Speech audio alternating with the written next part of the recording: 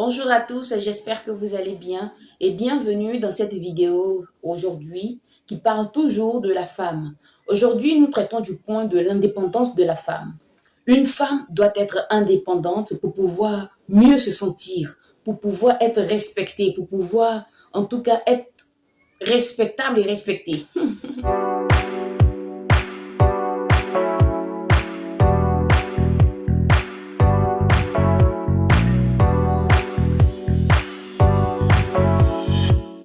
Pour être indépendante et épanouie et aussi heureuse, parce que quand tu es indépendante, tu es bien évidemment épanouie, tu es bien évidemment, en tout cas, heureuse dans tout ce que tu fais, dans ta vie toi-même.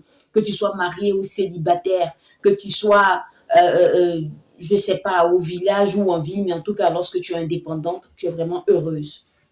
Comment avoir cette indépendance-là? Comment être dans la peau de cette femme indépendante-là? Vous voyez, lorsque vous êtes, par exemple, marié et que vous ne faites rien du tout, vous êtes là, une femme au foyer, vous êtes là, le matin, lorsque vous vous levez, vous êtes là, vous ne faites rien du tout. Peut-être que vous êtes à la maison, vous allez faire le ménage. Oui, ça, c'est un travail aussi, oui. Je ne peux pas dire que ça, c'est pas un travail et qu'on est à la maison, ça veut dire qu'on n'a rien fait. Mais le ménage et tout ça, c'est du travail, oui. Mais tu n'es pas rémunéré pour ça. Et quand tu n'es pas rémunéré pour ça, lorsque tu n'as pas de salaire à la fin du mois ou bien tu n'as pas de salaire après un certain temps, ça veut dire qu'il y a un problème. Si tu es marié, le mari va ramener de l'argent à la maison. Il va travailler. Lui, en tout cas, il va tout faire pour ramener de l'argent à la maison. Tu vas me dire que oui, mais c'est son travail. Puisque c'est lui l'homme, c'est son travail. Mais et toi-même, la femme, si tu fais quelque chose pour aider ton homme, est-ce que ça c'est mauvais? Est-ce que ça c'est mauvais? Même quand tu n'es pas marié et que tu es célibataire, si tu fais quelque chose qui te rapporte de l'argent, qui fait que toi-même tu es indépendante, lorsque tu vois quelque chose que tu as envie d'acheter, toi-même tu enlèves ton propre argent et tu achètes. Tu fais les dépenses que tu veux, personne ne viendra te dire pourquoi tu as gaspillé mon argent, pourquoi est-ce que tu as fait ci, pourquoi est-ce que tu as fait ça. Alors les femmes, je vous invite à vous lever.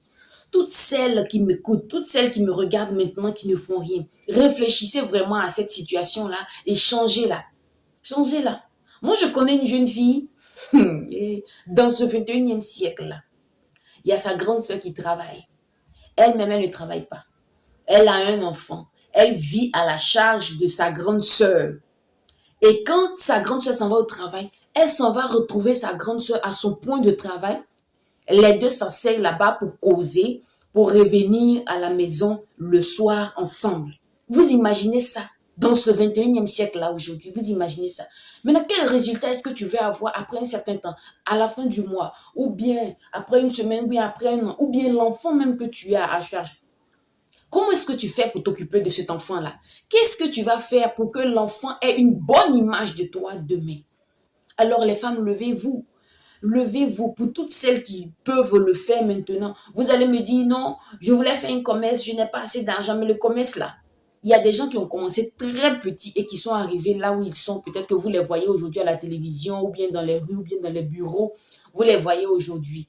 Mais ils n'ont pas commencé avec 50 millions, ou bien 80 millions, ou bien 100 millions. Ils n'ont pas commencé comme ça.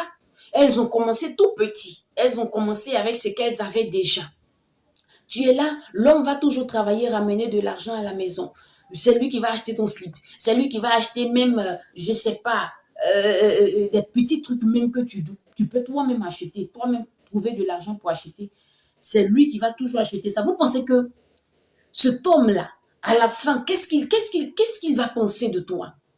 Vous pensez que alors, jusqu'à un certain moment, il ne sera pas fatigué si toi-même on te soumet, on te soumettait à cette épreuve-là. Tu dois payer ci, tu dois payer tant de ton homme, tu dois payer sa chaussure, tu dois payer son habit, tu dois payer son pain, je ne sais pas, tu dois payer son parfum, son déodorant, tu dois acheter tout ça, tout ça, tout ça. Tu penses que tu pourras tenir combien de temps? Tu penses que tu pourras tenir combien de temps? Mais la vie, là, c'est la cohésion. C'est la cohésion. Toi, en tant que femme, quel que soit ton statut, tu dois en tout cas trouver quelque chose à faire qui va vraiment t'aider à t'épanouir, qui va vraiment t'aider à être indépendante dans ta vie, de ne pas être une charge pour les autres.